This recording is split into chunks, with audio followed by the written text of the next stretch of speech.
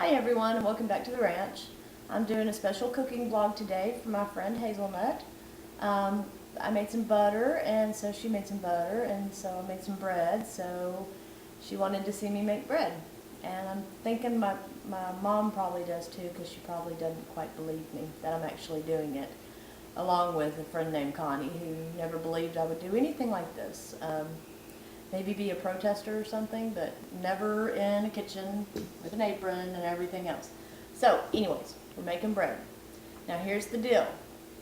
I can't waste ingredients, so I'm only going to do one take on this. So I have been losing my voice all day.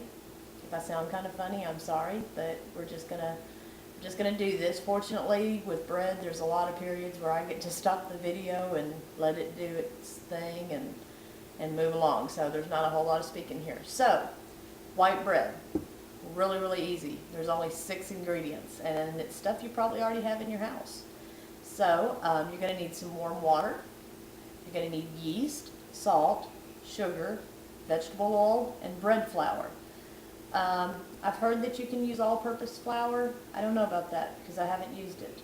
So I'm going to put the recipe right underneath this blog so you can get the exact measurements and stuff that you're going to need, because I don't have any little neat cooking utensils and stuff like that. So I have it just kind of poured out in whatever cups I could find, because I knew if I tried to pour it out on video, I would glob it and we'd be making salt dough Christmas ornaments or something like that. So I also don't have a cameraman.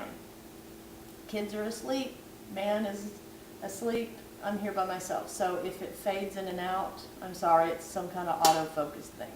So let's get started. Alright, the first things that we have to do is combine our water, yeast, salt, oil, sugar, and only 4 cups of flour. All in all, you're going to need 8 cups of flour, so make sure that you have enough flour before you get started, otherwise it's just kind of a waste of time, isn't it? Alright, so first thing that we got to do is with our water. I have a thermometer in here, and the reason why I have a thermometer is because it calls for warm water, 3 cups of warm water, and warm water is somewhere between 105 to 110 degrees Fahrenheit. So anything hotter than that is going to kill your yeast. Anything colder than that isn't going to activate your yeast. So my temperature is actually wrong at this point. So let me add in a little bit of hot water. I guess I've been sitting here getting my stuff together too long and not paying attention to what I was doing. So while I'm doing this and completely boring you, I want you to leave me a comment if you have any good links for bread recipes or anything like that, you know, anything that we can try here on Coloring Outside the Lines, because I'm always open for something new. Alright, so we are up to... We're up to nothing. Okay. Let's try that again. I don't think my water is hot enough. And it sounds like my voice is fixing to go too. Alright, we are up to 105 degrees, so we are good to go.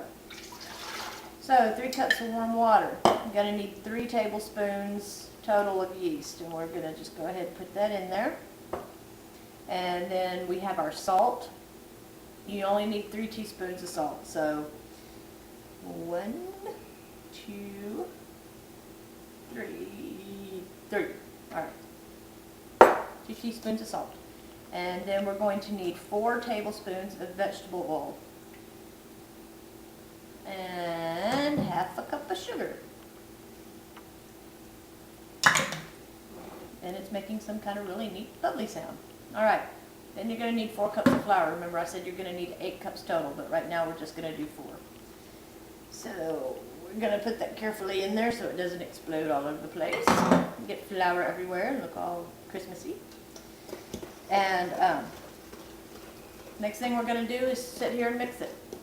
Because I don't own one of those really neat KitchenAid mixers, and I haven't been able to win one from the Pioneer Woman.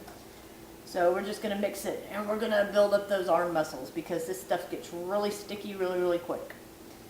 So once it is mixed, we're just going to walk away from it, and it's got to rise. And when it's done rising, it'll be double of what it is right now. So we're mixing and we're mixing and we're mixing. I would just kind of want to show you about how much I have. So I can show you what it looks like once it's risen. So, alright, this is going to get kind of boring for you guys. Watching me sit here mix. Did you notice I changed arms? That's called a technique. And the reason we use that technique is because if we just use one arm, it gets really, really big and muscular, and then you just kind of look like you've got some kind of issue, some kind of glandular problem with one side being muscular. Alright. I think we're done because my whisk is sticking in there. Alright. So, try to get it out of there. It's stuck. Oh heavens, it's stuck. Okay. We're just going to leave that part over here. Alright, so it's mixed up. Probably can't tell how much is in there, but it's up to about right here. So once it is up to here is when it'll be ready to move on to the next step, in which we're going to add some more flour and knead it around, and we get to do fun stuff like punch it and stuff. So once it's risen, I will come back. I am going to go catch up on some TV, have a cup of coffee since I'm doing this so late at night, just for you, Miss Hazelnut, and anybody else who wants to learn to make bread. So I'll see you in a few, as soon as I can find the stop button.